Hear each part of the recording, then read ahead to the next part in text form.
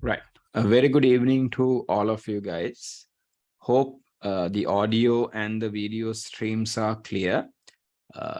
If you guys can give me a bit of feedback on that, then we can confidently move forward in the session, Buddha. Right. Okay. So I'm getting some feedback from some of you guys that there is no problem with the audio and the video streams. You guys can hear me properly and see the video stream as well. Right. Excellent.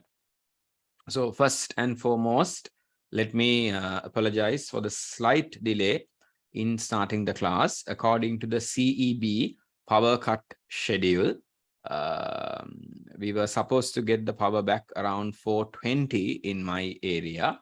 But unfortunately, since they didn't start the power cut at the right time, we ultimately got the power around 4:35, right? 4:35, 4:40. So quickly after getting everything set up, we are now able to start the session, right? So let's try our best to have a productive virtual learning session.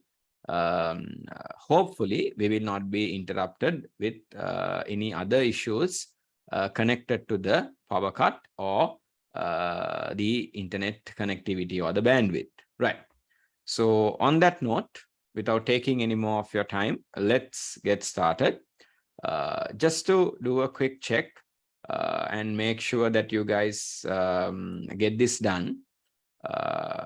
When I asked last week whether all of you guys have collected the hard copy of the Unit 1 study material, right? The hard copy, right? The printed version, the hard copy of this material. This is book 1 for Unit 1. So I think there were a good number of you guys who haven't collected the, who did not collect it. So right. So Aisha, when you say Aisha, when you say you didn't collect the tute or receive the tute, what does that mean? Have you asked the coordinator to courier the tute, Puta? Right. Okay. Did the coordinator send you some kind of because one thing we had a bit of a problem in making sure handing over the materials to the courier company, and they also told us that there will be somewhat of a delay because of the obvious diesel shortage, the fuel shortage. So that might be the reason, most probably. Normally, we work with a couple of courier companies who have up to now proven to be very reliable and dependable with the materials. So what you can do is after the session today, right, or maybe tomorrow, please talk to the coordinator, because normally when we dispatch via the courier, we get some kind of a reference, right? So most probably the coordinator would have sent you that reference number or something like that. If not, the coordinator will share that information with you. You can call the particular courier company and they will tell you what is the status of your package, right? Where it is now and when they are hoping to deliver it to your doorstep. I hope that is clear, Buddha. Yes, right, Aisha? Yes, sir. I called to the courier Okay. center, Okay. but they didn't answer the phone. That's the thing, Buddha. Maybe they are. Tried several times I know. I last know. time. Yeah. Right. Okay. Anyway, just inform the coordinator also. I will also make a note and try to tell the coordinator, right? Aisha Rukaya, correct? Yes, sir. Right. Okay. So let me talk to the coordinator also, and maybe from our side, let the coordinator talk to their head office or operations center or whatever it is, and also try to follow up. I know it's a bit, how do I put it? It's a bit disappointing when the things get delayed, but if you have informed, if we have dispatched, it will eventually reach you. Okay? Right. Okay, sir. Thank Okay. you. Right. And anyone else also, if there is a delay in the courier, the package or the study materials reaching you, Puta, that is most probably the reason. So let's be a bit patient, but meanwhile, do the following up. That is, talk to the coordinator, talk to the courier company with the number. If they answer, I'm really sorry that it's that difficult, but we will get it done. Meanwhile, anyone who is in and around the vicinity or in and around the area where our office is, the MindHub admin office is in Colombo 6, very close to Sigma Institute down Maya Avenue. Please make sure, Puta, that you have already visited and you have collected the study material. If you haven't, try to do it as soon as possible. Every week you sit down for the virtual session without the study material. There is something missing, so that makes the virtual session for you slightly less productive than a student who has the study material and who can follow the study material as I do the session. So if there's any other practical, administrative, and any other kind of challenges you guys are facing, apart from the obvious transportation challenge in collecting the study material, you need to get in touch with the coordinator, and maybe now or ideally towards the end of the class, if you can talk to me also, I will try to give you guys some further guidance on what we can do. Okay. So I expect by next week, God willingly, anyone who has ordered the study material via courier would have received it. And anyone who has not collected the study material and planning to visit the MindHub admin office and collect the study material have been also able to do that. So by next week, I expect every student who is participating for the live session, who is not subject to the power cut in the area you live, if you're participating for the live session, to make sure you have the study material with you. And any of your friends who are newly joining, any of your schoolmates, friends who are newly joining the virtual classes on Friday, do us a favor.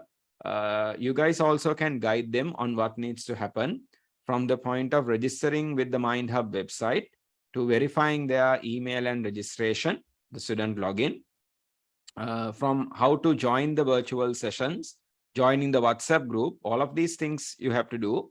And then, Puta, please encourage, guide your friends who are newly joining our virtual classes also to, soon as possible, once they have made the payments and everything is done, soon as possible, ask them to collect the hard copy of the study material.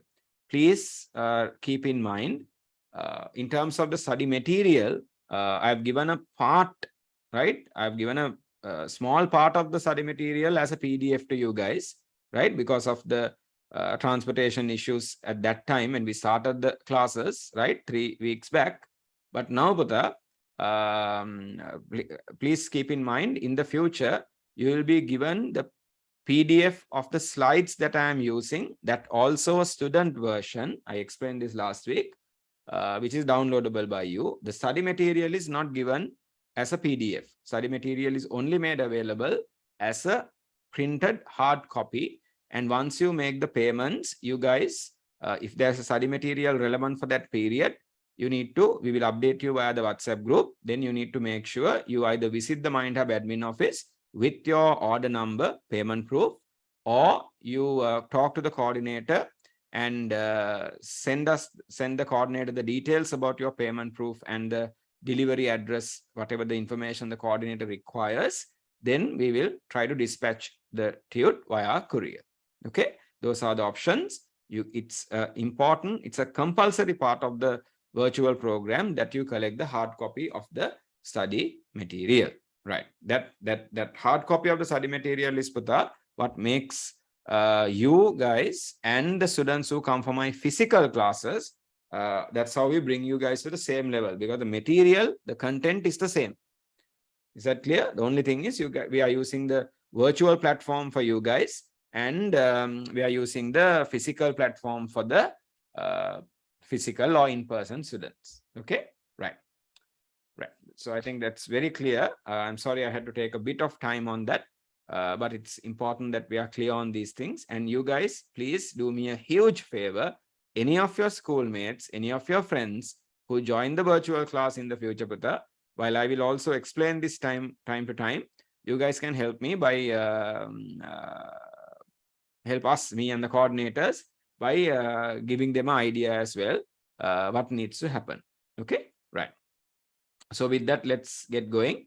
I'll start with the PowerPoint slides first, right? Which are shared on the screen now. You guys should be seeing the full screen view of the slides or our virtual whiteboard. Am I correct? Yep, you guys can see it properly. Introduction to Economics, Unit 1, Part 4. Ladies, gentlemen, my intelligent students, are we okay? Yes, right, excellent. So then we'll start with that. Right. So this is a recap, my intelligent students, right? So I'm not going to take time at all because we have done these areas really comprehensively, very comprehensively. We have looked at this. We talked about positive normative statements, especially last week's session. I think we focused on these areas, right? So it's a recap, right? Something we have learned. We are just reminding ourselves. Positive statements are objective statements that describe a certain situation or which explain basically the relationship between variables. And end of the day, positive statement would talk about what was, what is, or what might be, right? And that's one way the economists can help policymakers, decision makers to recognize a positive statement. These words will be helpful. We did some past paper MCQ questions also on this area. Then normative statements are highly subjective statements. It's basically an opinion of a person, of an economist, will say, based on that economics, based on that individuals or that economists, we say the values, beliefs, ethics and things like that. It's an opinion, right? Normative statements use very common terms, right? One of the most common words you will find in a normative statement is, it will always say what should happen, right? What should happen in the economy. And it's another very important way that economists give advice and guidance to the politicians or the policy makers, right? Positive statements can be proven, corrected, or disproven. Normative statements, you can't take them through that process, the scientific method. You can't apply it to normative statements because it is not open for discussion. It is just a person's opinion. Just a person's opinion, right? Then micro and macroeconomics, we talked about this also very clearly. Microeconomics focuses on an individual economic unit, individual economic activity. So microeconomics, the most common use of microeconomics is to understand market demand, market supply, market price for a particular good or service, for a particular market. Micro, one market, one product. Then macroeconomics, right? You guys can see I've given a small description of microeconomics as well. So this is there in the PDF version shared with you. Then but the macroeconomics focuses on the aggregate economy, the total overall economy. And when it comes to macroeconomics, very broadly, very commonly, we look at aggregate demand, demand for all goods and services, aggregate supply, supply of all goods and services, right? General price level, the average price of all goods and services, and which we use to measure inflation and things like that. So overall, in macroeconomics, we look at the entire economy, sometimes called the big picture economics. Both are important for us. We normally learn or start learning economics with micro, and then we go to macro, right? Then I also, we also divided your syllabus based on micro and macro. We did that area as well last week. Remember? Yes or no? Right? So in terms of the study material, if I can quickly share this with you guys, it's always good to be clear, Puta. Right? Okay, you guys should see the study material on the screen now. Right. So as we scroll down, sorry if this is making you a bit uncomfortable or dizzy. Let's get to the right. Page number 10. Page number 10. right? We have completed this note. Yes or no? We have divided the units of the syllabus into micro and macro. Someone could, you guys can respond and let me know. We have done this part.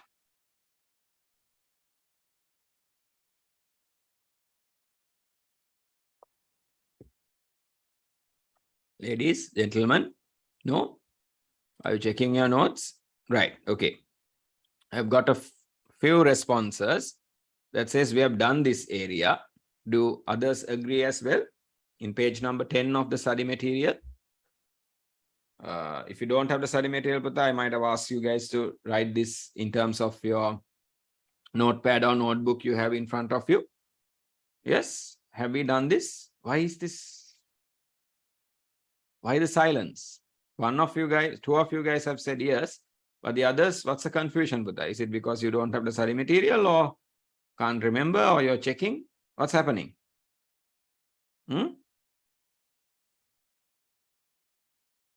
If you haven't, I need to quickly give you the note, Putta. Then we can move on. Okay, Madhija, you are saying no. No meaning we haven't written the note. Netme, you have said yes. How is this different for you guys? Okay, just to save some time, can we quickly get this done then? Not the note, right? Okay, fine. So let's write the note then. Okay, right. Excellent. So, Pata, if you have the hard copy of the study material, page number 10, right? Where we have talked about, there's a small note here that says noteworthy. We say an economist by the name of John Maynard Keynes is the father of, or the economist that mainly introduced this field to economics called macroeconomics. They introduced the economist who introduced the field of macroeconomics into our subject, or talked a lot about the importance of macroeconomics, is a British economist by the name of JMK, John Maynard Keynes. So we call sometimes, or we use this word Keynesian economics. Some people say Keynesian, right? Keynesian economics is mainly what we talk about when it comes to macroeconomics. When it comes to macroeconomics, then if someone would ask me in that case, who do we consider as the main economist or the founding father of microeconomics, I would say most of the credit for microeconomics should go to any idea? Anyone would like to respond? Who do we identify as the intellectual forefather or the founding father of microeconomics? Macro, it's John Maynard Keynes. Micro, I might have mentioned this last week. That's why I'm asking. Very good. Yes. Right. Amani Hasini, brilliant. Yes, it is Adam Smith, the economist, the Scottish economist by the name of Adam Smith, one of the very famous economists in our subject, is identified as the father of microeconomics. John Maynard Keynes as the father of macroeconomics. Okay, right. So then your advanced level syllabus, Putta, we'll quickly do this now. If you take the economic syllabus, we divide it into 3 areas mainly. Unit 1, the one here is to indicate unit 1, is introduction to economics. It's very difficult to say unit 1 is fully micro or unit 1 is fully macro. It is both, because it's introduction to the subject. We have both micro and macro components or micro and macro areas we cover in unit 1. Okay, so it's in the middle. We can't say it's micro or macro only. But the rest of the syllabus, very, very clearly, we can divide into microeconomics and macroeconomics. So let's start with the microeconomics side, because that's where we normally start, and then we'll go to the macro side. Okay, the syllabus is also, Putta, your advanced level syllabus is structured introduction, then micro units, and then we go to the macro units. Because to understand macroeconomics properly, you need to have a very good understanding of microeconomics. You need to learn the small details first before you understand the big picture. Okay, right. So please write under microeconomic units, right? There's a list to write. I'm going to start with the second, I'm going to start with unit 2. So we can put the number as 2 as well, because for the unit 1 is neither macro nor micro. So if we start here, right, we start here with unit 2. Okay, so you guys can write that unit, number 2, and then we'll write. So listen and get this done. Or if it's difficult for you to do that, I can try to quickly share the slide relevant also, right? That's possible. It's not a big thing.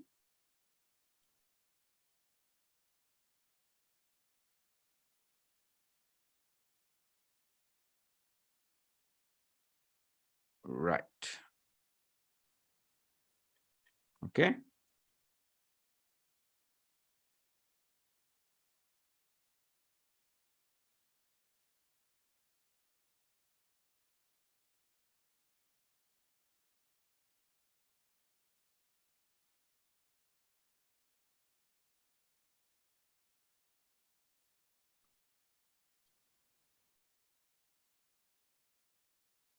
Yeah, we'll use the slide then.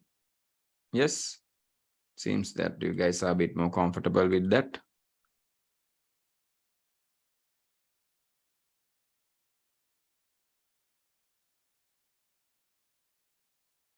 Right. Okay. Economics syllabus. So first we have unit 1. This is printed and given. Then we have the micro units and the macro units. Let's start with micro on the left-hand side. Number 2, market economics. So as you guys quickly write, just listen to what I'm saying as well, Buddha, right? Quickly write and listen to what I'm saying. Right. Unit 2 in the syllabus is market economics. It is the single largest unit in your syllabus. It has the most study periods allocated for unit. We have allocated for unit 2. And in unit 2, we mainly learn about that main part of micro that we saw in that earlier slide, Buddha. The main part of microeconomics focuses on market demand, market supply, market price, right? So all that we learn in unit 2, market economics, an extremely important unit in the syllabus, right? The main microeconomic unit is unit 2. Then we have unit 3. Please keep writing. Government market interventions. How does the government interfere into market operations, market activities? This is where we talk about how the government can control the price of essential goods. We call them price controls. How the government can try to discourage the production of certain goods by charging taxes. How the government can encourage the production of certain goods by providing subsidies. So all of these different ways the government interferes with the market activities is what we learn in unit 3, government market intervention. Government market intervention. Then unit 4 is also microeconomics, right? Which is production and market structures analysis. Mainly this is the unit, Puta, where we learn about what is the production process, how does output behave, what are the different inputs we use within the production process, what are the different stages in the production process, all that we learn under production analysis. Then we talk about cost, we talk about revenue, we talk about profits, and then we do a very interesting area called market structures analysis. That's where we learn about the different types of markets, different situations of markets we find in an economy, from perfect competition, monopoly, all those words we learn. Very interesting, very practical. That is unit 4. So units 2, 3, and 4 in terms of number of units, basically in terms of number of units, basically there are, we can say 3, right? There are 3 macroeconomic units in the syllabus. There are 3 macroeconomic units in the syllabus. I said macro, no? Sorry. There are 3 microeconomic units in the syllabus. Right, done. So once we complete units 2, 3, and 4, obviously after completing unit 1, right, then we start learning macroeconomics. So macroeconomics, rest of the syllabus, simply said the rest of the syllabus is macro. So unit 5, that is national accounting process, where we learn how to estimate things like GDP and how the economy has performed, stuff like that, all that. Unit 5, macroeconomics. Unit 6, macroeconomic equilibrium. So macro meaning macroeconomic equilibrium. So the unit itself has the name macro, right? Again, interesting units. Then unit 7, money and banking. Unit 8, government economics. All of these units are basically macroeconomic units. All of these units are macroeconomic units, right? Where we learn about money, how do we create money, how do we use money in an economy, functions of money, all that. A very interesting area called money supply and all that we learn. And then how the central bank prints and issues money. When it comes to banking, what are the activities of a bank? How does a bank can impact the economy? All that we learn. Government economics, we learn about taxes, subsidies. We learn about the government activities in a market economy, right? Very interesting. We learn about a special area called externalities. Then we also learn in unit 8, the government budget, government income expenditure, how do they manage the budget of the government, things like that. Then unit, please keep writing, Puta. Hope you guys are writing as quickly as possible. Then unit 9, international trade, where we mainly talk about imports and export activities. Then unit 10, we have international finance, where we talk about something called the balance of payment, and very important, foreign exchange rate. Unit 10 is where we talk about the foreign exchange rate, right? The rate at which the Sri Lankan currency, that is the Sri Lankan rupees, trading with other currencies, right? Then unit 11, economic growth and development, and unit 12, economic policies. Unit 12, economic policies. So these units, these basically in terms of macro, we have 8 units. These 8 units of the syllabus are macro, 3 units are micro. First unit is introduction. That's how we get the 12, right? 8 plus 3 plus 1, 12 units of the syllabus. So remember, at the moment, we are focusing on unit 1. And as you guys know, unit 1 consists of, right, 3 main, we say, chapters. Unit 1 consists of 3 main chapters. This book is to actually cover chapter 1 of unit 1. Then there is chapter 2 and chapter 3. We will learn them step by step. We can get it done, right? And when we go through the coverage of the syllabus, in these classes, we will go in this order: unit 1, then 2, 3, 4, 5, 6, 7. Starting from unit 8, normally what we do is, to save a bit of time, starting from unit 8, right? We don't stop after unit 7. We cover the entire syllabus. But starting from unit 8, we have a very interesting set of classes, a special set of classes, in addition to the normal classes that we do, right? That's how we cover the syllabus a bit early, a bit quickly. In addition to the normal units, normal classes we do, in the normal class, for example, we might be in unit 6. In the regular class, we might be in unit 7, something like that. We continue the normal class. In addition to that, we have a bonus kind of a class, you can consider it, which we call the combined class. Normally, the combined classes these days are done online. In the future also, we will be able to do it online. If not, let's see how I can help the online students, virtual students, manage this. But we will use a special set of, we call it a series of combined classes, and we will cover unit 8, 9, 10, 11, and 12. That's how we get the entire syllabus done, right? I think you guys are okay, so I'm going to move on, right? Okay.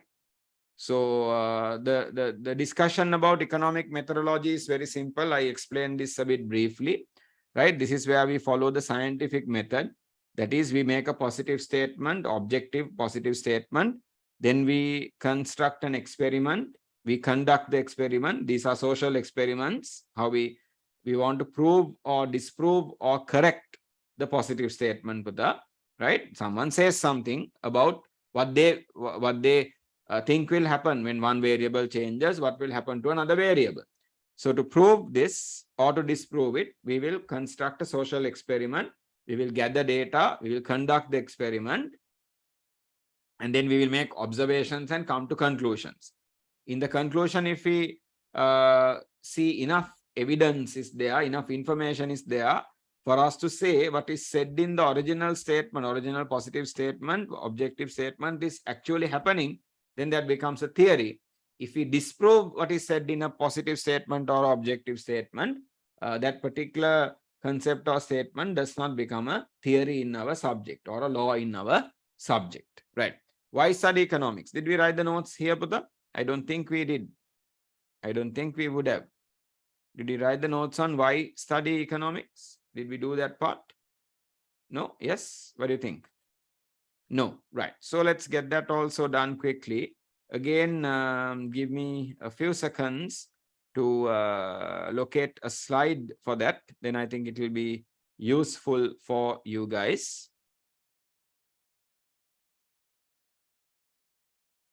Right?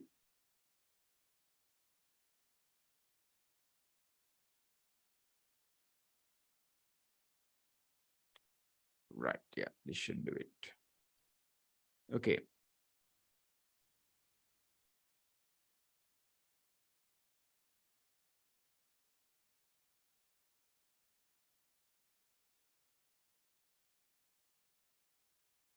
Okay, why study economics? Why would someone or why should someone select economics as a subject for their higher studies? Why should someone select economics as a subject for their advanced levels? Right? What was the logic reasoning? Now, for example, we'll assume someone would ask you, why are you doing economics as one of your A-level subject? Then you should have a proper answer. The proper answer for why someone should select economics, more than anything, Buddha, once you have learned economics, you become a very rational, logical thinking decision maker, right? You really become good at making decisions once you learn this subject. That's the biggest advantage, the ability to look at the benefits, look at the cost. When we say cost, we mean opportunity cost.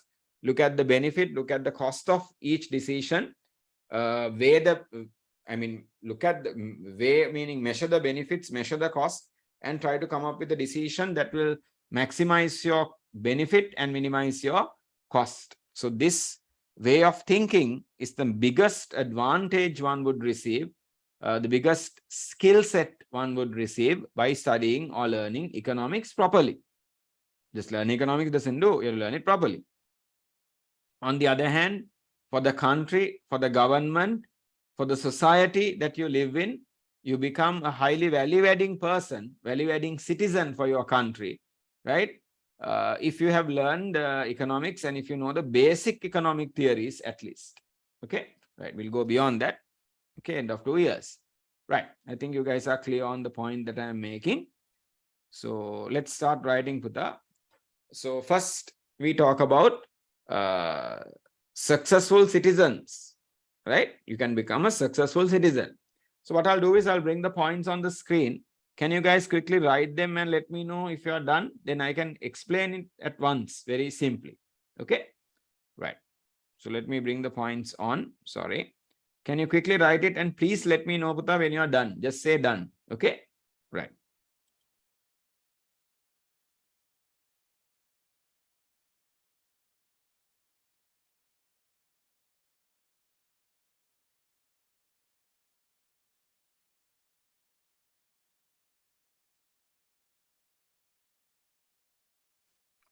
By the way, my intelligent students, please remember there are a few more points to write. So I think the space is enough what is given to you, but keep in mind there are a few more points to write. Okay, right. Get this done soon, Putta, and let me know once you are done.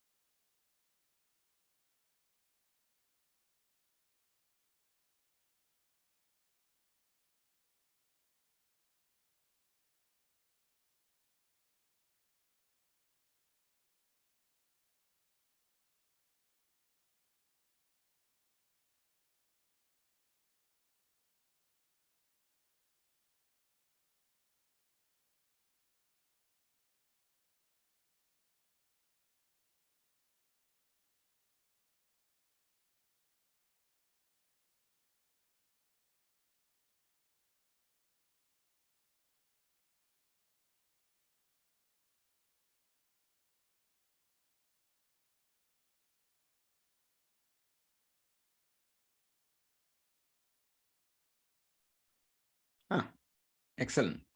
Some of you guys have said you are done.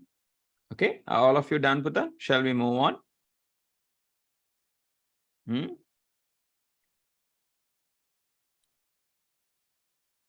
You guys can still see the screen, no? There is no black color boxes in the middle, no?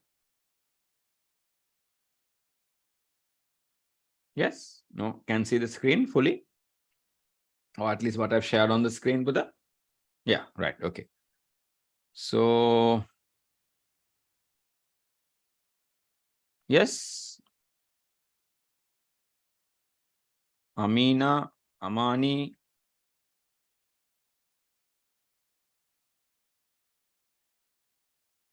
Yes.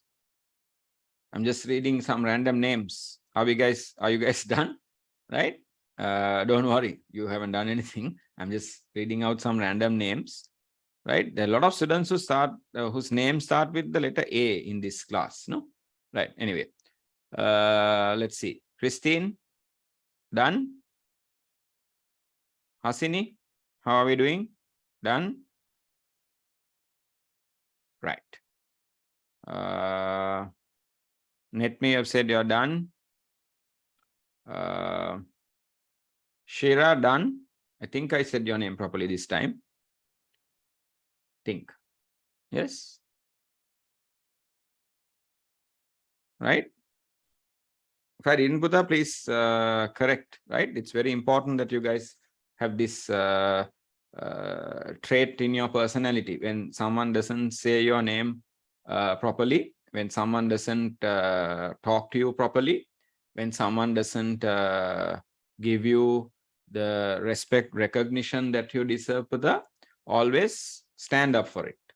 Say something about it. It could be a teacher, it could be anyone, right? If your parents are listening, maybe they would find this a bit annoying, but anyone, yes, each of us as human beings have our own dignity, self-respect. So we should make sure that we protect it, right? You have to stand up for it. Okay, especially as a country, as citizens, as voters, we don't do that. We don't sort of demand dignity from our leaders. So when we don't do that, the leaders will also start to basically exploit us. So don't let that happen. Right. No, I all of a sudden spoke about something very big, no? Right. Right. But the A-levels economics, it's just not about economics. It's about we have a bigger responsibility as advanced level teachers to shape your character, shape your personality in such a way you will become both educated as well as very strong, well-rounded personalities when you join the real world after A-levels. Okay. So I don't know, personally, I take that as a big responsibility of my job, right? To share things with you that will make you a really well-rounded person. Personality is that, okay? It's not just about the appearance, right? It's about many things. Okay. Don't worry. I'm not going to go on talking about that, but just thought of sharing it. Okay, I think most of you guys are done. So let's move on to the next slide. Right. Before that, are we okay with what you've said here? But if you can, the words in bold lettering, maybe most of you guys have already done it now, right? You guys know a few things about the virtual sessions, no? Econ-Hub virtual class. When something is given in blue color, it's something you have to write as a note. In the note that you write, Putta, if it's in bold lettering, that means it's something you have to highlight. Okay, if you haven't done it, quickly highlight the words in bold lettering. They're the key concepts or key points that we are talking about. So economics makes you a successful citizen, right? It helps you make efficient, right? I can say efficient and effective if necessary, and rational decisions. Rational meaning logical decisions. Then economics will give you, the economist can give really good or effective advice, correct advice to the government, right? The government should know to get that advice from the economist, whether it's positive normative advice, positive normative statements, they should know how to get that. that is the policymakers, right? So policymakers, the government has a big advantage if the economics knowledge base in a country is high. Now in Sri Lanka, one of the biggest problems we have, right? Do you agree with me, Puta, if I say there are many people, right? There are many people, okay? There are many people who are basically right, we say really having a bad time, really having a difficult time actually understanding the economic crisis we are in. So within that economic crisis we are in, how to make proper decisions, how to manage your income, you know, how to prioritize things, how to make decisions in times of an economic crisis.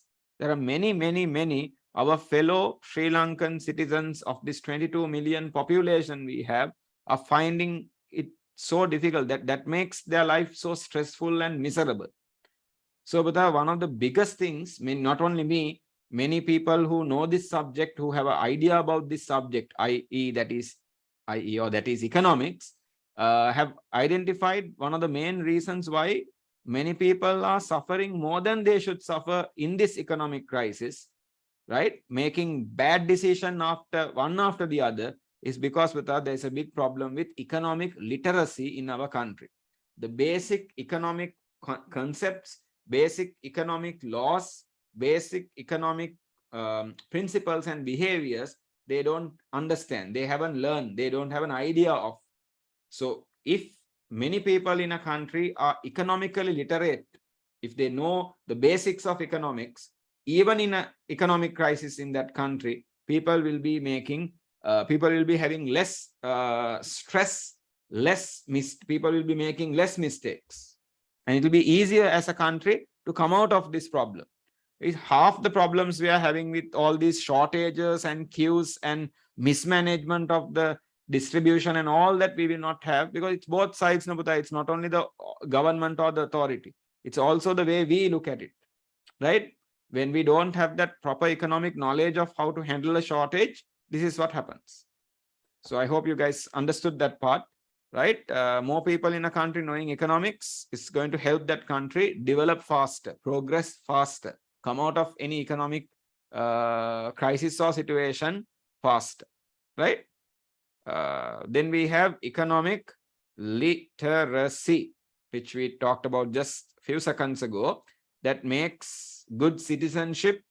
Yes, good citizens are created. When we say good, if productive, value adding, right? Citizens who have leadership qualities, all that will come with economic literacy, right? Who are good at making decisions. And not only that, we will select our political leaders, we will select our government also more logically, not emotionally, not thinking through our stomachs, but thinking through our brains, thinking through our logic. We will be able to vote if you learn economics. Right, done. Highlighting is done. Oops, highlighting is done. Excellent. Let's move on then. Right. Few more points, 2 more points. The moment you write them, we are done. So get them done and please let me know as soon as you're done. Okay.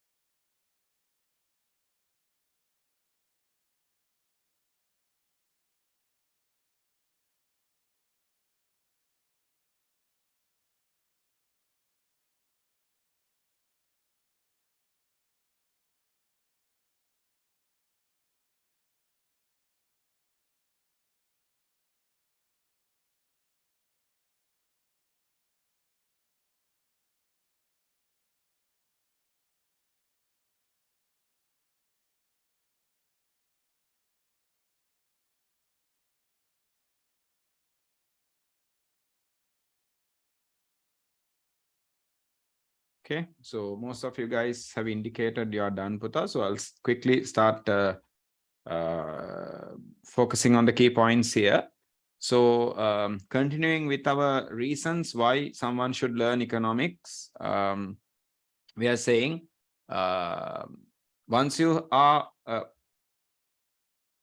learned even the principles or the fundamentals of economics, and especially if you have gone into a more higher learning on economics, definitely in the job market, you become highly employable, because when a company hires you, if you come from an economics background, they know you are an extremely rational decision maker.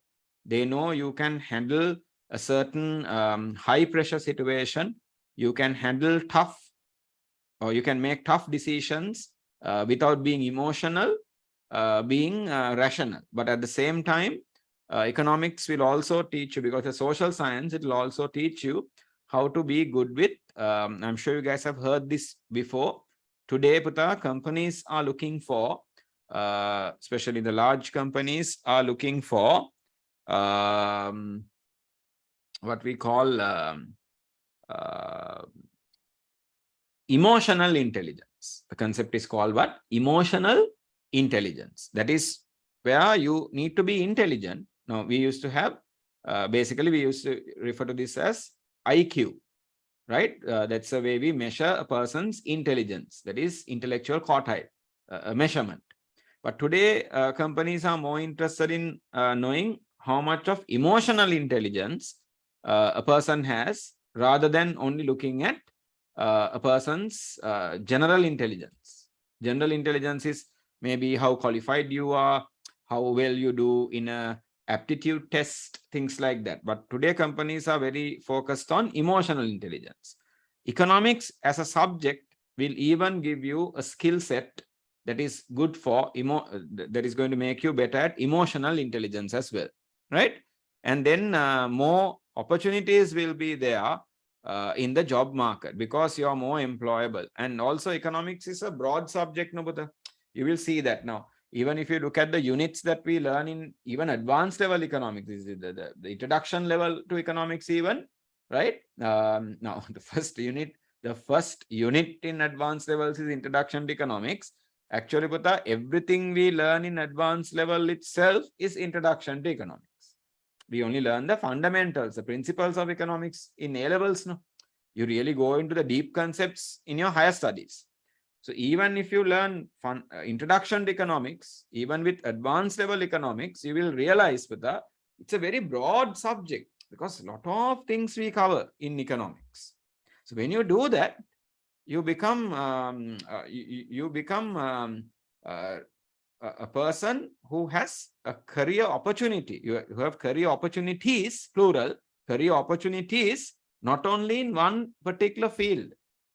You can go into different fields, because in every sector, in every field, right, there is a need for economists.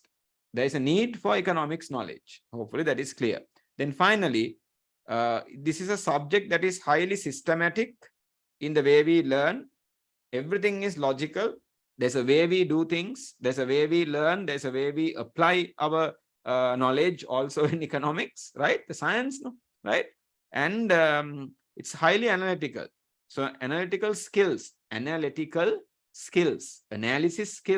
you learn in this subject.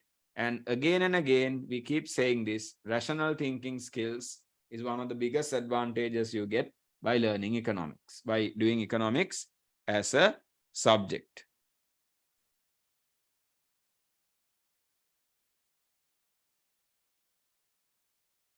Right?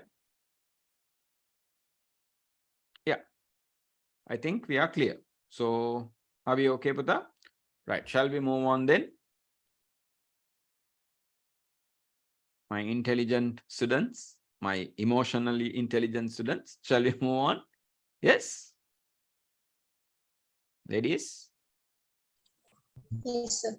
Right, excellent. Thank you for that. That's also refreshing. If you guys can once in a while use the microphone, right? Okay. So let's see. I think let's just check the study material to see whether where we are. This is done.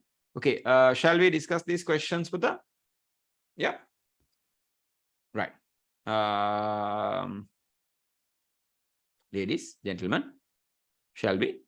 Right. So, I said gentlemen, I don't think there are any gentlemen in the class. Are there? Last week we had a few. I think the timing or something like that. No, there isn't. I'm sure if there was, gentlemen would definitely voice themselves. Right. Here we go. Test your knowledge questions, right? First one. Now you guys can give me the answers, okay, as we go on. So I'll just keep the chat window open here so that I can have a look at it as you answer. Right, Buddha? Right. Just give the answer number. Okay. Right. It is said that the word economics. Now I want all of you guys to give this a try. Right.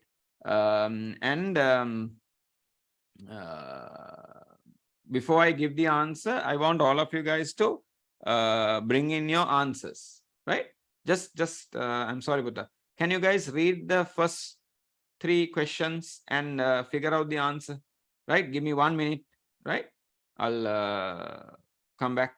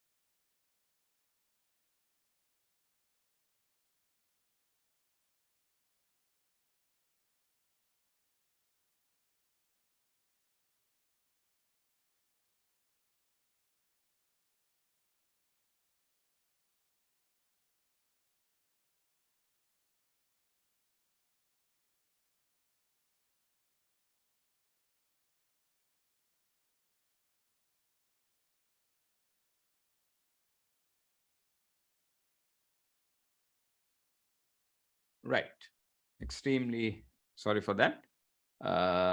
So let's see. Great. You guys have got back to me. Let's see. But I feel there are more of you guys who can respond also. Right. So, right. Here we go. It is said that the word economics comes from the Greek words oikos and nemion. Right. I don't know, but what is the proper way to pronounce this, the proper Greek way to pronounce this, but right, based on the words, letters I'm saying, which means what?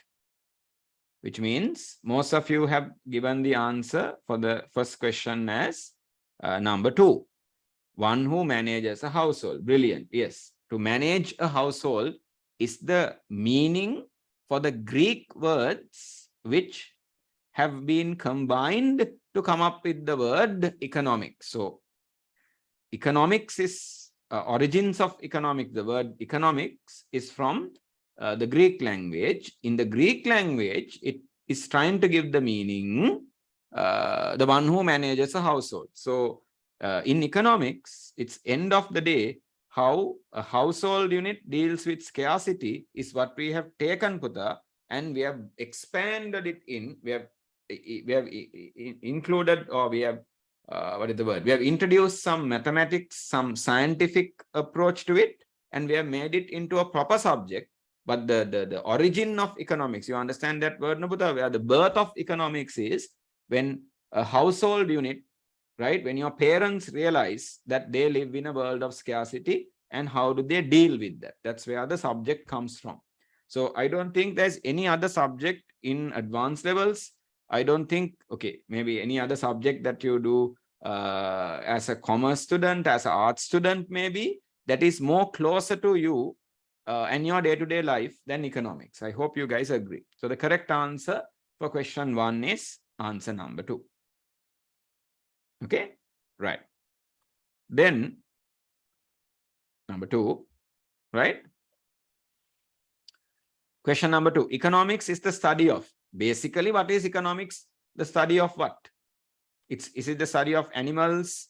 Is it the study of market systems? Is it the study of government regulations? Is it the study of government work with the business sector? Is it a study of how to increase production? Actually, Buddha, number 1, 2, 4, 5 are things we talk about in economics. But economics as a subject is none of those. It's number, as all of you have said, most of you have said, it's number 3, how society manages limited resources. That's what economics as a subject fundamentally focuses on. Okay, right. Then, my intelligent students, we come to number 3. Economics as a subject focuses on all of the following areas except one, which one is not a focus in our subject? Which one is not a focus in our subject? Is it clear? Not a focus in our subject. Clear? Right. So what do we not focus in economics? In economics, we don't focus on number 1, human needs and wants, big part of our subject. Making logical decisions, obviously a big part of our subject. Economics is called decision science, right? Production resources and producing goods and services, yes, that's the way we can satisfy needs and wants. Production activities and consumption behavior, yes, it's all about human behavior and the activities we do, production, exchange, consumption. So 1, 2, 3, 4 are parts of economics, focuses in economics, things we focus on in economics, which means number 5 should be the correct answer, because it's not focusing on economics. Is it correct? Yes.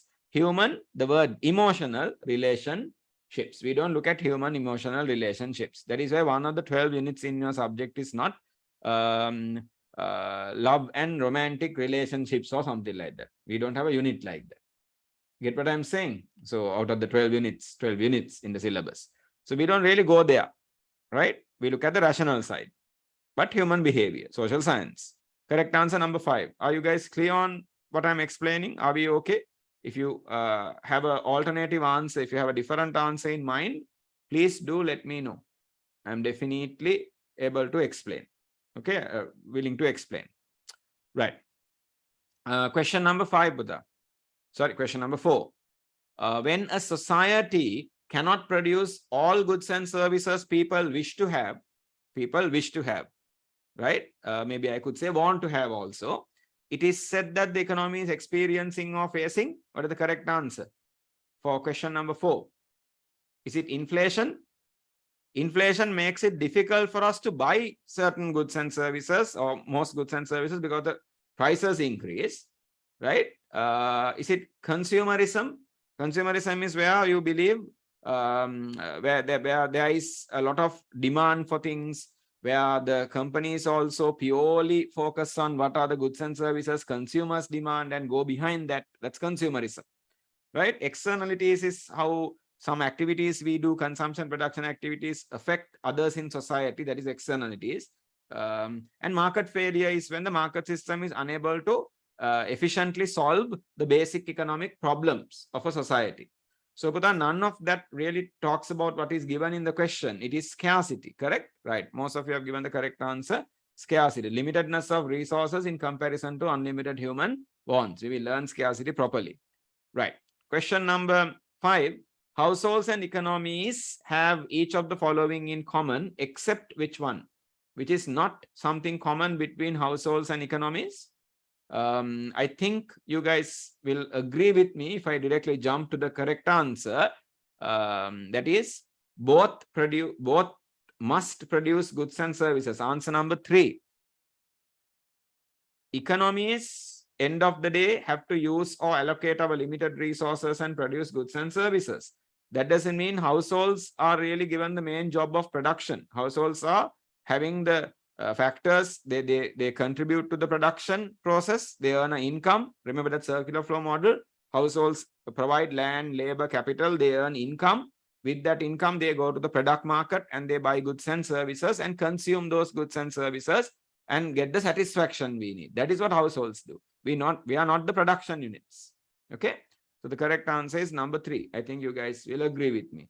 Yes, a country and the economy and households both have budget limitations because all of us live in a world of scarcity.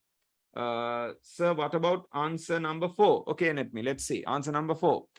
Yes, that's that is what I was explaining. No, budget is, yes, Putta, even your parents have to deal with the budget. No, they have a certain income and they have a certain expenditure because we have unlimited bonds, right? Especially when there is inflation and things like that in a country.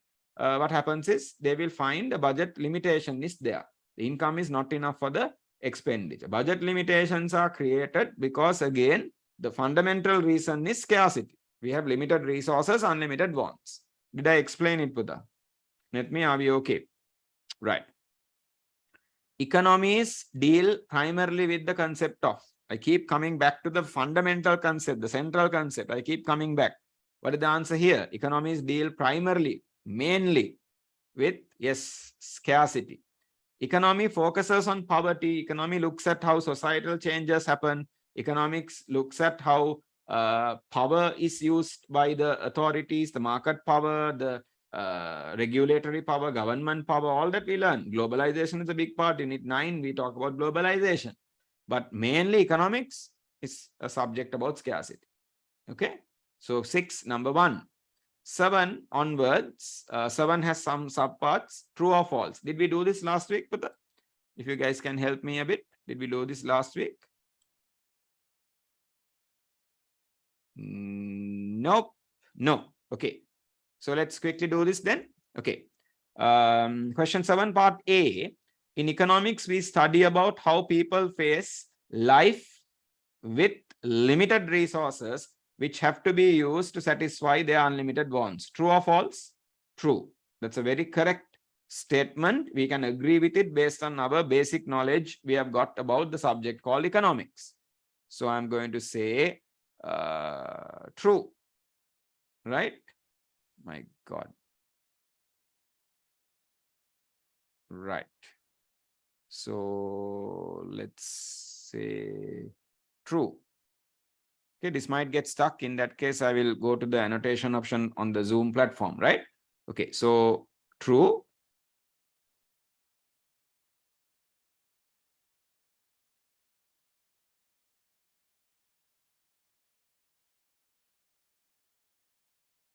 Right, better. True, sorry. A given resource can only be used for one purpose. Therefore, we do not need to make many choices and decisions in economics. Economics is sometimes called a decision science, right? Economics is sometimes called a decision science. Hold that thought, Putta. Just give me 1 second. Not one second, few seconds. I need to plug in the computer to the power supply.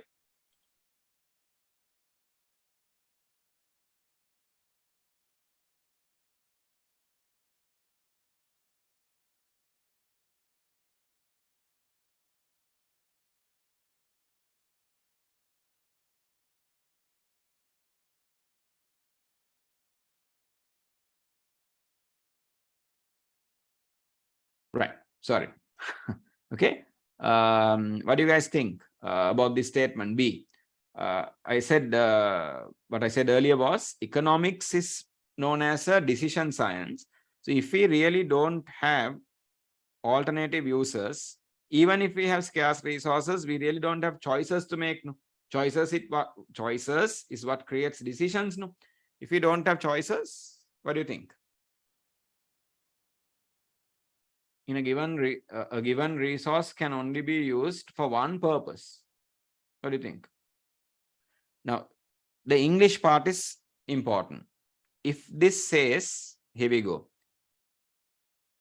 If a given resource, that means we are talking about a particular resource, and that resource doesn't have any alternative uses. It can only be used for one purpose.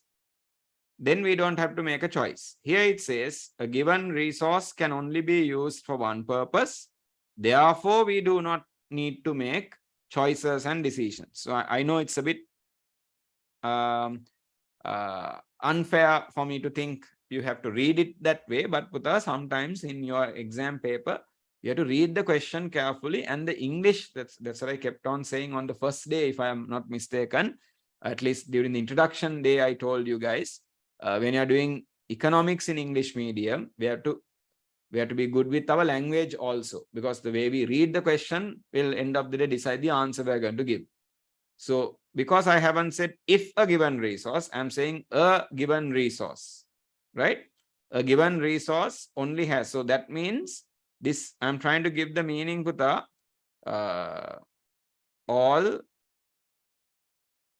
resources, right? Again, someone could argue with me on this. No, sir. When you say given, that means a particular resource. So you can't expect us to, fine, we'll argue, right?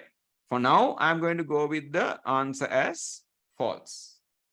Because resources, we believe, have alternative uses.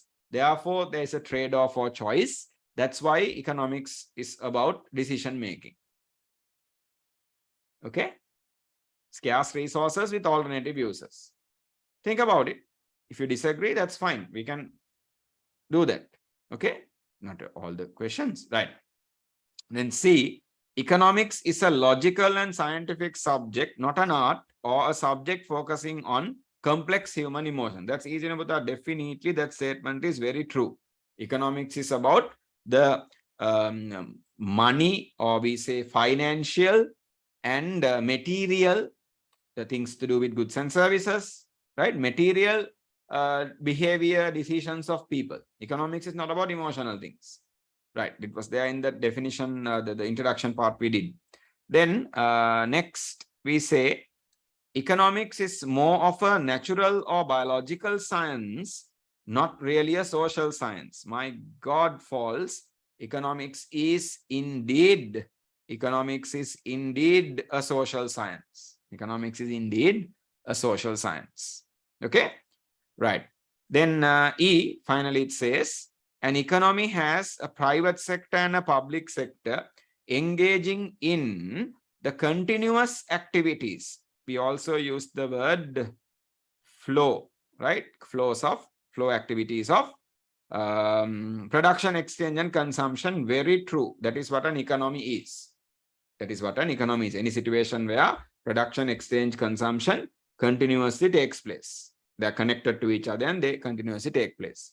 Right. I think we are okay. Yes. Anything you guys want to clarify, please ask Buddha. Right. Then let's try to quickly answer these short answer questions also. Did you guys give it a try? Have you attempted these, Buddha? What do you think? Yes? No? Not that much?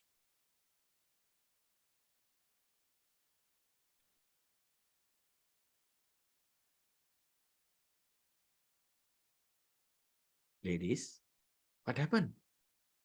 Are you there? Yes? Or did this thing get stuck? No? Didn't? Okay.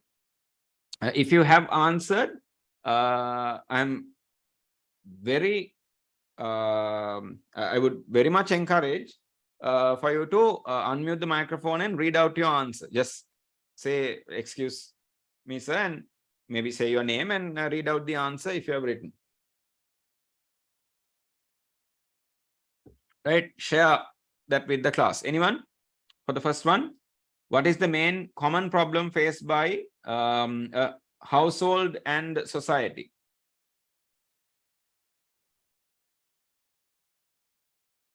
Anyone who would like to share your answer, Putta?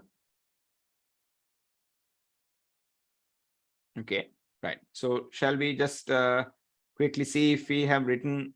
You don't have to, you shouldn't have written, or it is not expected that you write exactly what I'm saying, but the basic idea, if it's the same, Putta, perfect, no problem. Right. What is the main common problem faced by a household and society? Yes, Christine, you're saying what you're saying is correct. Akila, what you're saying is correct. Excellent. Yes. Please write in a simple way. We can say, okay, limitedness of resources. I used the word limitedness. I could have also used the word scarcity, right? Limitedness of resources. Okay, limitedness of resources. Okay. In comparison to, it's a good way to say this, but I'm giving a very simple definition of scarcity. Okay, limitedness of resources in comparison to unlimited wants. In comparison to unlimited wants. Now, if someone has just written scarcity of resources or limitedness of resources, you will get full marks. I wanted to just give it fully, that's all. Okay, limitedness of resources in comparison to unlimited wants. Unlimited wants. For household, it is income, that is a limited resource. Okay, we can say, right, done. Next, question 9. I know there are a lot of lines there. Some of you might be thinking, my God, I have to fill all these lines. No. Read the question, answer the question. That's it. Okay, right.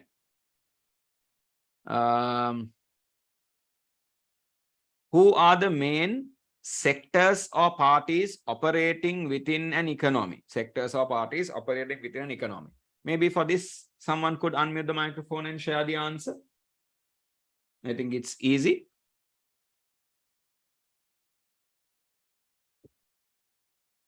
Anyone? No? Okay. So it says two things here actually, but the main sectors and then parties. So let's write an answer combining the two.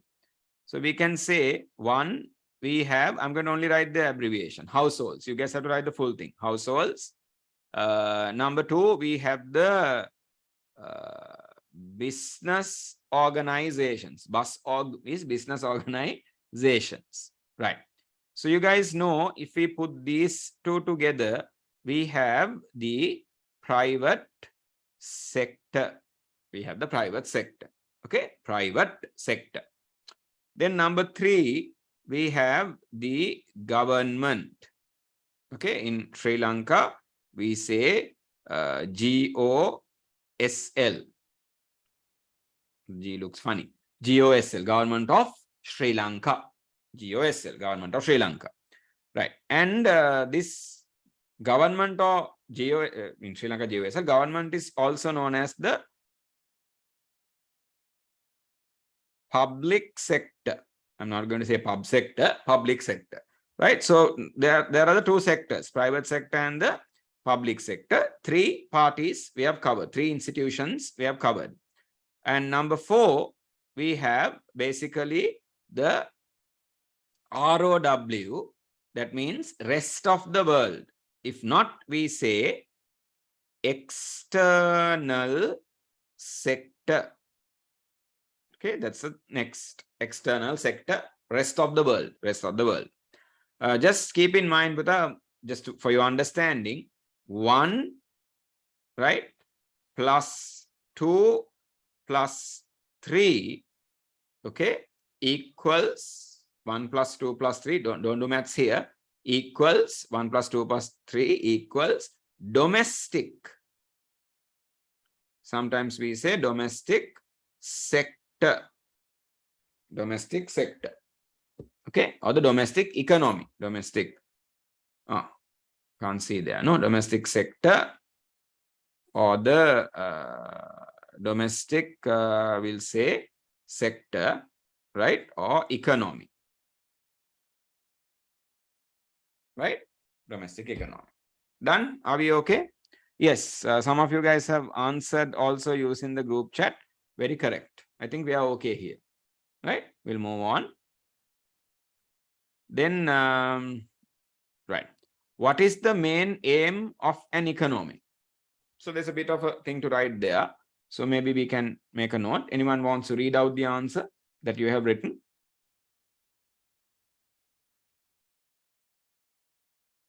Okay. So I'm going to say, I'm going to use a few words here, right? Okay. Please write the main aim of an economy. Please write. Allocating, right? Simple English, using, right? Allocating the scarce resources,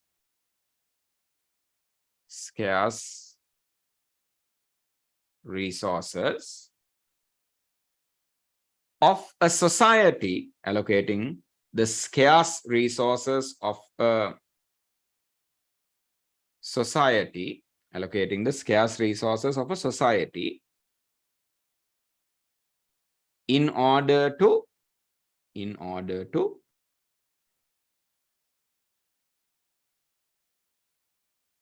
produce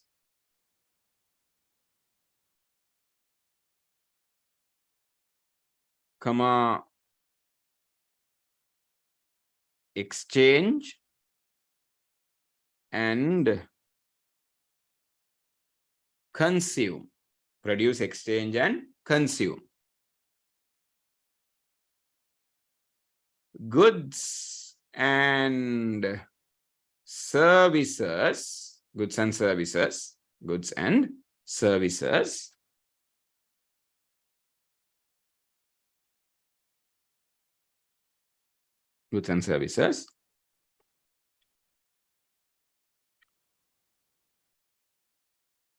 Did I say in order to earlier?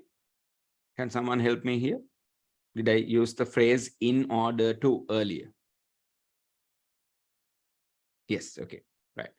Goods and services,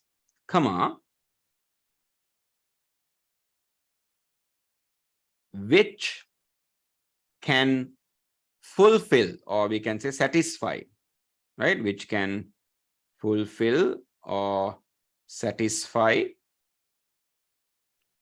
the unlimited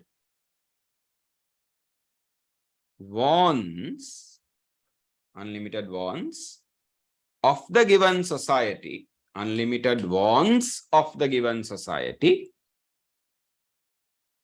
at, and the word is I'll write it here,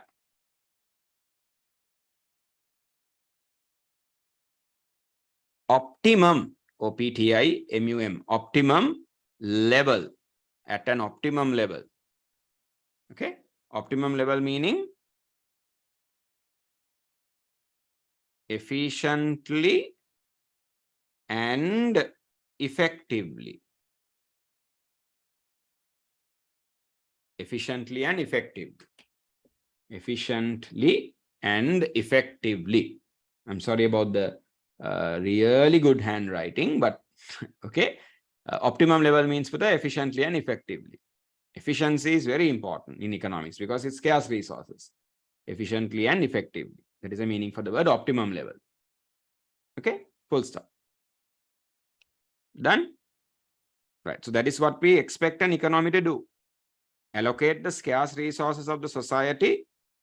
Then with those resources, engage in production, exchange, consumption of goods and services to satisfy the unlimited wants of that society. But all of this should be done at an optimum level.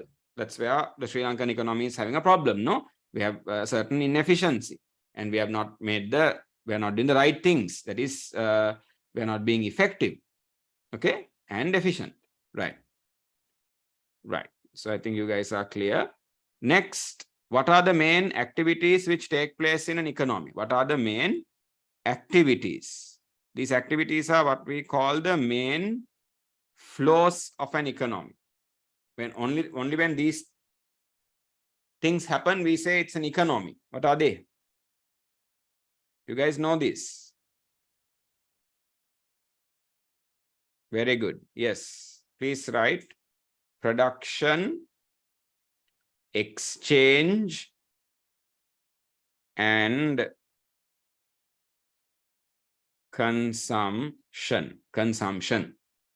Right? Basically, we like to talk about them in this way, Buddha. Production, right? Then we have exchange, right? Production, then we have exchange, and then we have consumption. So this kind of a relationship is what we are looking for, and it's a flow. It keeps on happening. You know, it's a continuous thing, right? No need to draw that. Question 12. What are the main branches of economics? What are the main branches of economics? We have micro economics, you know, our friend Adam Smith. Then we have Adam Smith here, right? No need to write that every time you talk about microeconomics, right? Let's skip that we do. Then we have what Putta? Macro economics. Macro economics. Done? Done. No, not done. Done. Done. Are we okay? Yes, sir. Right. Excellent. Yeah, should be good enough. But just checking.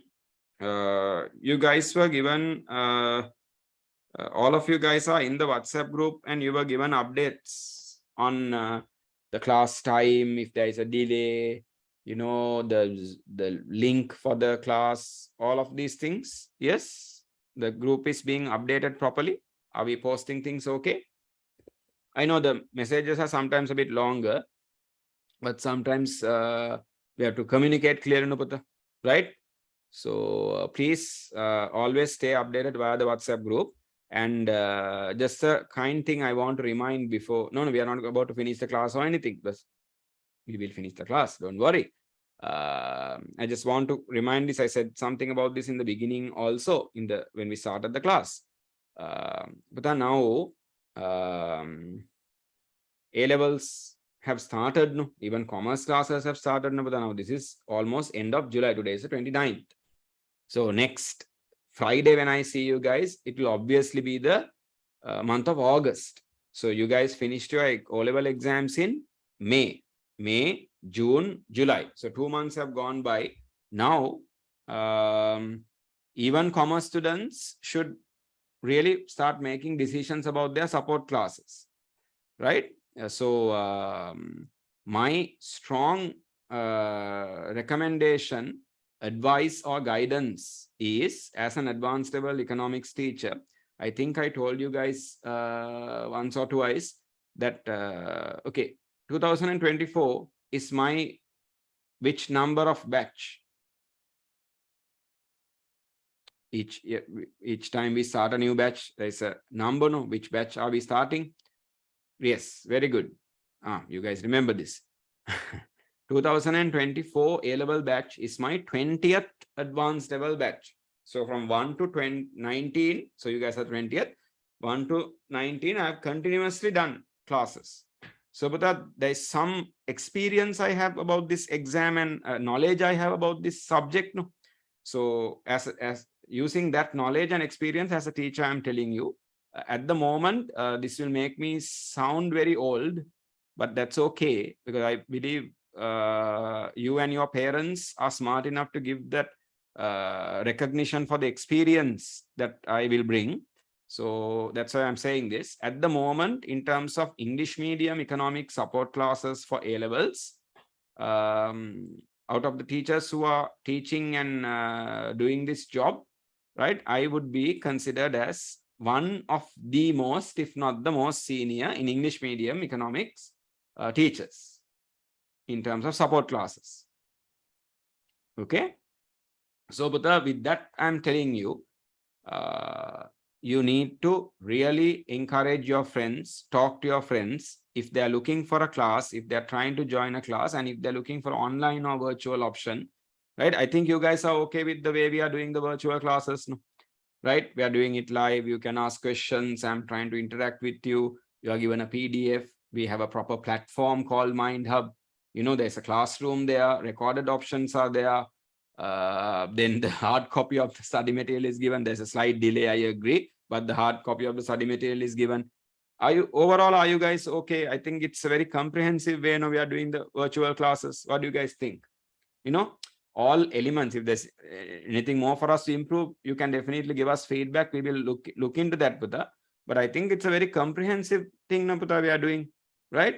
So if you are confident about that, I'm sure you can convince any of your friends, any of your schoolmates, batchmates, if they are looking for a proper virtual class and if they want to learn from a proper experienced teacher, right?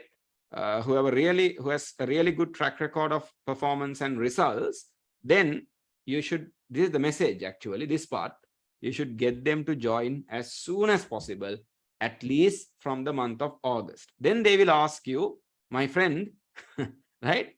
If I join, right, we'll say, just an example, but right, I hope it's okay. We'll say Netmi is talking to one of her friends and saying, okay, why don't you join this class? This is doing, this is how it's done. It's a proper way sir is doing. You know, I'm going for classes. I am okay with the class. I think it's a good thing. And all that you're saying, Netmi is saying. Then the friend will ask Netmi, yes, yes, friend, I'll come to that, Putha. The friend will ask Netmi, but now if I join in August, I will have missed some classes. No, Netmi, what can I do? Then Netmi would say, definitely, don't worry, all the classes has done, even the introduction session, especially all the, after starting the syllabus, all the classes has done. There is a recorded version, it's on the website, and you can easily, once you register on the website, Mind-Hub website, once you verify your login, once you have made the payments for August, my friend, whoever Netmi's friend is, right? Netmi would say you can watch all the recordings, all 7 days of the week, from morning 5 until 10 o'clock at night, actually until 12 o'clock at night. The recording is made available. Any number of times you can watch, my friend, and you can actually cover all the missed lessons, and you can start from the very next class, you can start, my friend, and it will be a very complete thing. Isn't it, Buddha? That's something you can tell your friends and encourage them. They're not going to miss anything. The recorded version is there. Now, if I'm not pronouncing your name properly, Buddha, you need to correct me and help me here. Ifansi, did I say it properly or did I overpronounce it? Yes. Right. Okay. I think I said it properly. Thank God. Right. So, Buddha, sir, can you send me the previous class? Okay. It's you don't have to necessarily use the WhatsApp group. If you're a full-time, if you're a Friday class virtual student, right? It's on the website, right? You can simply go to the website, right? And have a look at this, right? You have registered. Sorry. Is that clear, Buddha? Yes, sir. Right. Okay. If you want, I can navigate and I can, after I finish the class, if you want to just hang on a bit, I will take you to the, on the screen, I will take you to the website and show it also. Right. Okay. Right. So that's that. And I think we are good to go. So take that message, give that message to all of your friends and help them also to make a proper decision, because more they wait, the more they will miss. And then they will get discouraged when all of a sudden they come and join a class, right? Because the recorded option is there, but push them and help them to also, like you guys are doing now, properly from the beginning. Let's get this done, right? Okay. Then these past paper MCQ questions we did last week. Please say yes. I think we did. I remember doing. No, not even this. Yes, thank God we did. Yes, right. Self-practice questions, did you attempt? Maybe next week, just remind me. We will look at the answers after you guys have attempted. Human needs, we are starting learning key 2. Still chapter 1, but learning key 2. I've broken chapter 1 into 4 learning keys. Okay, 4 areas. So learning key 2 is human needs and wants. Learning key 3, basic economic concepts, that is scarcity, alternative users, choice, opportunity cost. And learning key 4 is factors of production. Right. So human needs, defining human needs. How do we define human needs? But I will be finishing around 6:30. That was the time mentioned, correct? I might need 1 or 2 minutes extra because we started a bit late due to unavoidable reason. Right. In economics, human needs are defined as key. Very, very important. If it's okay with you, I'll go to the slides, right?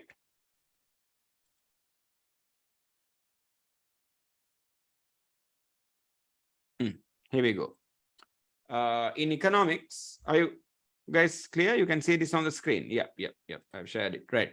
In economics, human needs are defined as essential or necessary. These words, every time you talk needs, every time you think needs, every time you think or write an answer about human needs, every time you define human needs, use one of these words. In economics, needs are essential things. Needs are things we find difficult to live without. Needs are things we feel are important to have in order to live in a socially acceptable way, at least to have a certain living standard, right? That society will accept us. And to maintain that, if you need anything, if there are some requirements, those requirements. So essential, let me get the highlighter on here, right? Either use the word essential or use the word necessary. Necessities, essentials. Those words you have to use when it comes to human needs. So if there is something that is an essential or a necessary requirement, essential or a necessary requirement, then that is what becomes a human need.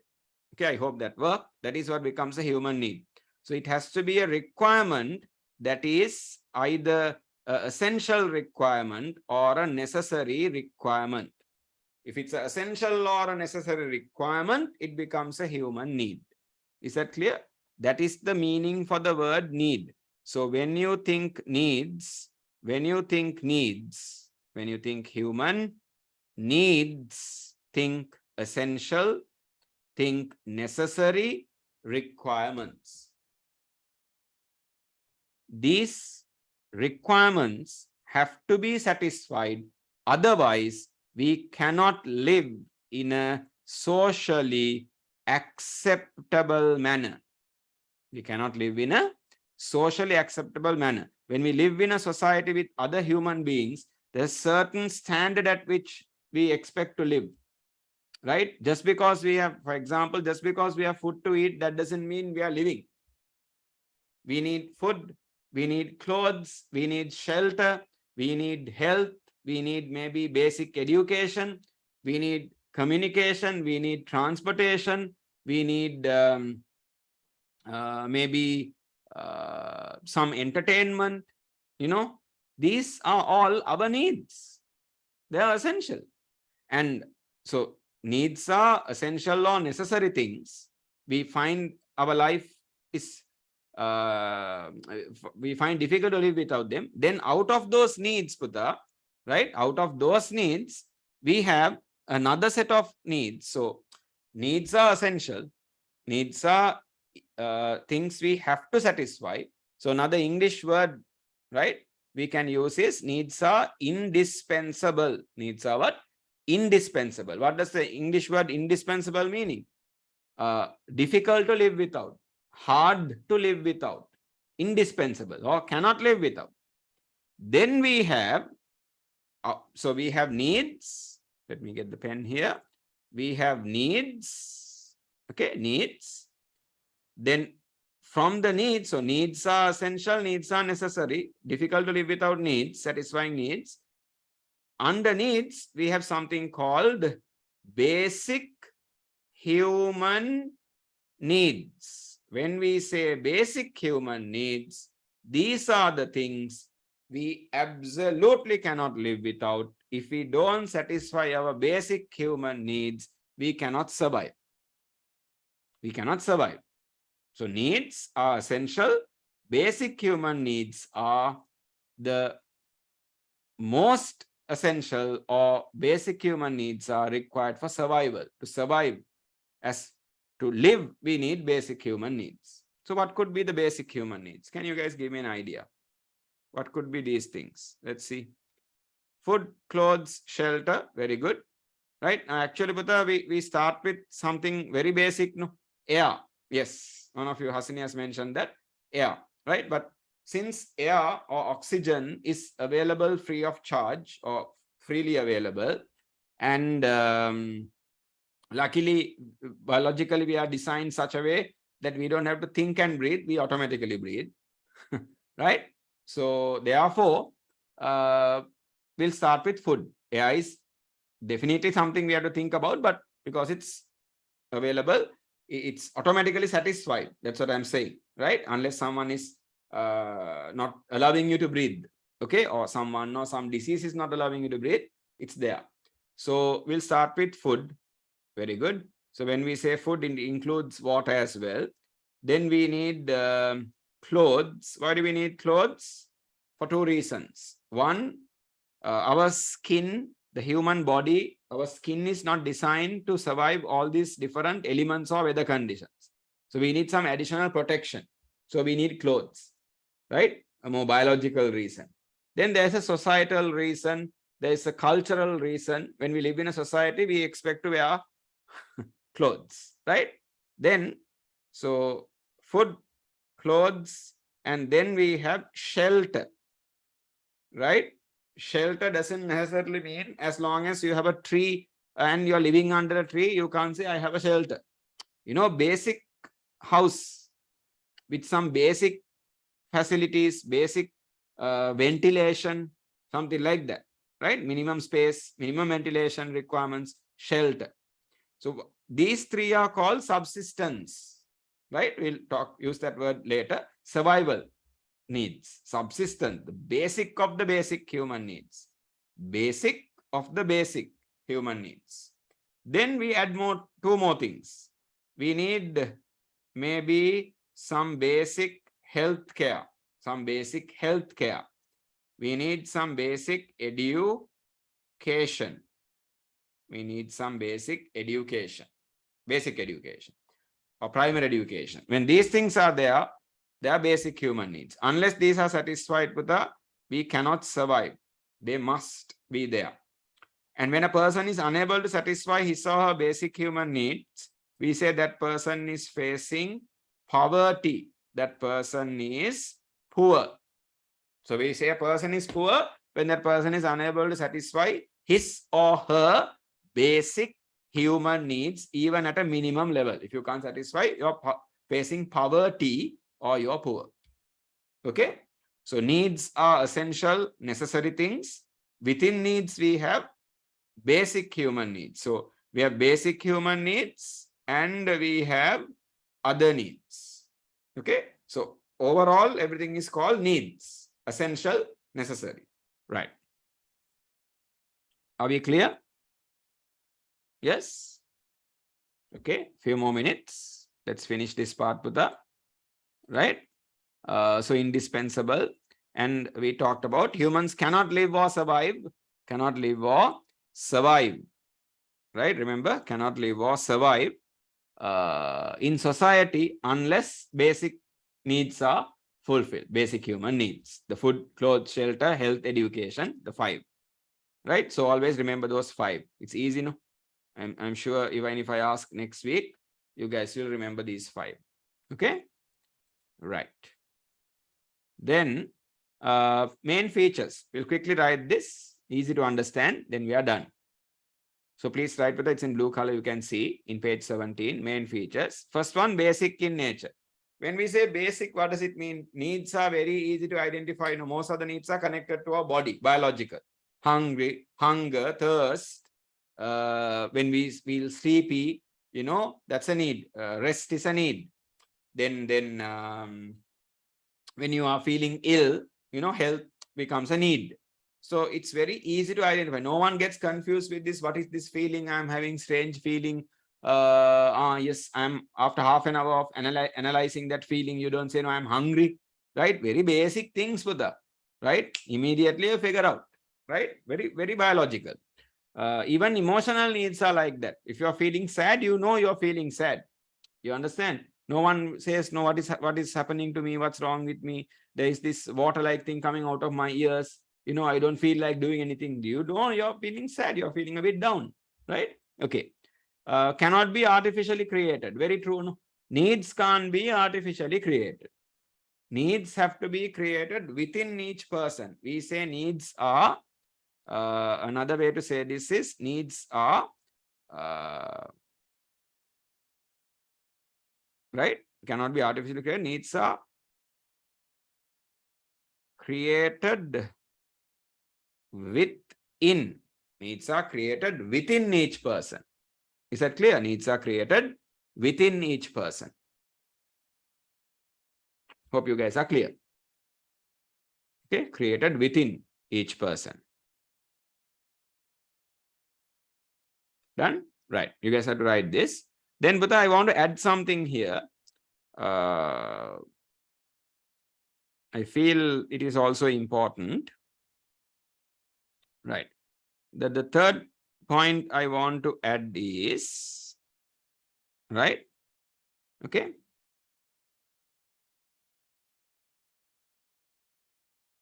Because needs are basic, right? Because needs are basic, right? I want to say needs are common. When we say needs are common, right? Another way is universal. We'll say common. Within brackets, I want to write for all in society and every society. Every society. Hope you guys are clear on that. Your needs and my needs, even though there is an age difference, even though there's a gender difference, because there are no gentlemen in the class, I think, gender difference, our needs are the same. I feel hungry, you feel hungry. I need rest, you need rest. I need clothes, you need clothes. Our needs are always the same, common, right? And also needs are not only for every society, for all in society, you and me within the Sri Lankan society, our needs are the same, Buddha. The needs of the Sri Lankan society and the needs of the American society, the British society, the African society, the Nigerian society, needs are same. They do not change. Got it? Common. Then we go to the next thing.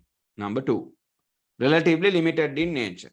When we say relatively limited in nature, limited to a small number of basic and other needs. Limited to a very small number. We went through the basic things are food, clothes, shelter, health, education. Then we need maybe transportation, communication, entertainment. I think we can live in a socially acceptable manner. Even those 8 things are satisfied at a minimum level. That's enough. We can live in a socially acceptable manner. Needs. Got it? Maybe today someone could say financial needs are there. Fine. Then those things. That's it. Basic. Limited. Not many. And remember, needs, we are only looking to satisfy them at a minimum level. Socially acceptable level. That's a good way to remember. Needs only have to be satisfied so that we can live in a socially acceptable manner. If the needs are satisfied in a minimum way so that we can live in a, again and again I'm saying that to put this phrase into your head, if we can live in a socially acceptable manner, done. That's it. We are happy. The need is satisfied. Got it? Needs. Then there are 3 categories of needs we have to learn. We have material and psychological needs. Then we have basic and other needs. Okay. Then we have Maslow's hierarchy of needs. Hierarchy of needs. Either way, Abraham Maslow's. So those are the things I'm hoping to start a good and a quick discussion. Good and a quick discussion by next week. Are you guys okay? If you guys are okay, I can do a bit more. If not, we can conclude here. What do you want to do?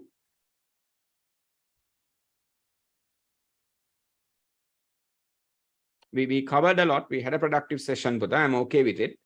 Right? We can push ourselves a bit further if you want to. If not, we can conclude here. The thing is, it's good if I can start at least with Maslow's hierarchy next week. What do you think? Because if you don't respond, I can't make a decision. Right?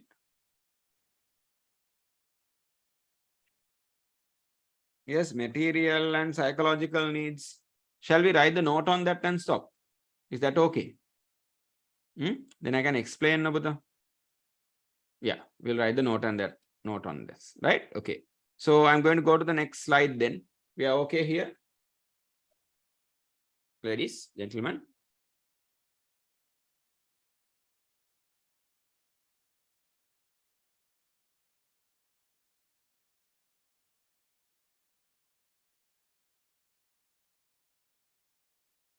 Yeah, okay here. So I'm going to move on.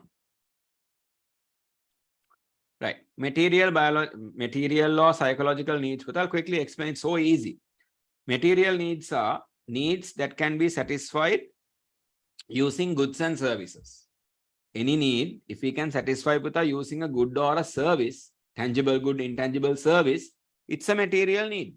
Sometimes called physical, but the proper word is material, I think. Okay. Psychological, also called emotional. Psychological or emotional needs are needs you can't satisfy psychological needs, emotional needs effectively, properly. You can't satisfy them. Psychological or emotional needs, you can't put using goods and services. It has to be through human interaction, human relationships. Only another human being can satisfy our psychological or emotional needs. That's it. Then we give some examples. Are we okay? Yes. Right? Basic stuff. Don't overthink. So material needs. 2 points. Needs which are fulfilled using goods as well as services. In economics, goods, the word goods most of the time means goods and services, right? Okay. Example, food, water, clothes. These are things we use goods for, tangible things. Transportation, education, shelter. These transport, education, mainly services, right? Material. Then what are psychological needs? What are psychological needs? Needs which cannot be effectively fulfilled using goods only through human relationship. Cannot be effectively fulfilled using goods only through what? Human relationships. Only through human relationships. Security, respect, family, love, sex. These are basically, these are advanced levels, by the way, right? We are rational about these things. Don't get all emotional and all that here. So these are, in any textbook you will find, these are the best examples for psychological needs. The sense of security, the respect you want from society, others in society, the family and the relationships that you have in your family, parental, sibling, grandparents, all that. These are our emotional needs. Belongingness to a family and all that. Love, so on and so forth. Love, sex, all that. Right. Write this, get this done.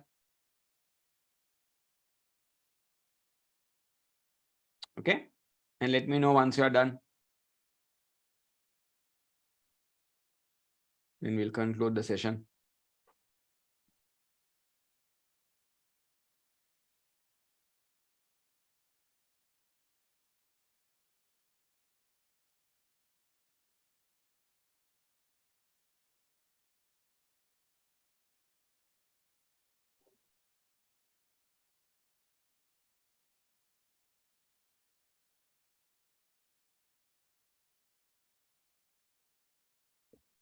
Now, but while writing this, just keep in mind why I wanted you guys to try and talk to all of your schoolmates, friends, and get them to join if they're looking for a virtual class.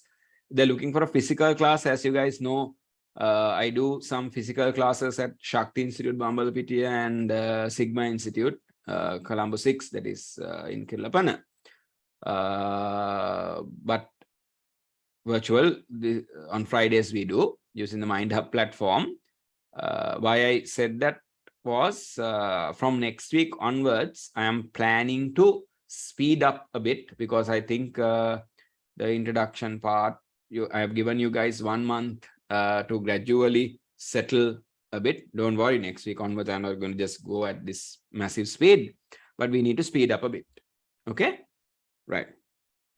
But yeah.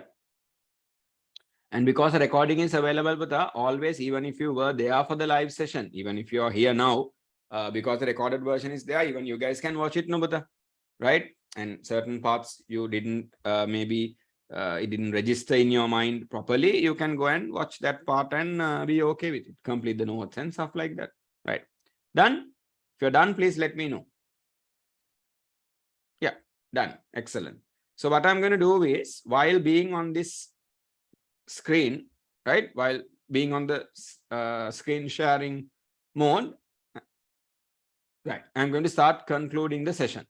Okay, so make sure that you attempt that self practice question that was given, and go through the notes, please. The notes that we completed, go through them once, and the notes that we will be looking at next week, whatever the printed notes are there, go through them. Hopefully you guys will get the study material. Talk to your friends and give the message. Yeah, I think we are okay. So with that, I'm going to conclude the session. If you have finished writing this, Buddha, you can gradually leave the class. You can exit the session. Okay, right. All the best.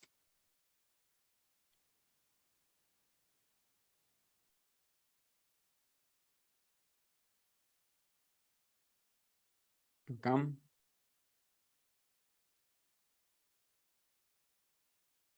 Sir, can you show me the website, how to access the website? Right, we'll do that. Just give me 1 second. I'll stop the recording and then we'll get this part done. Okay. So check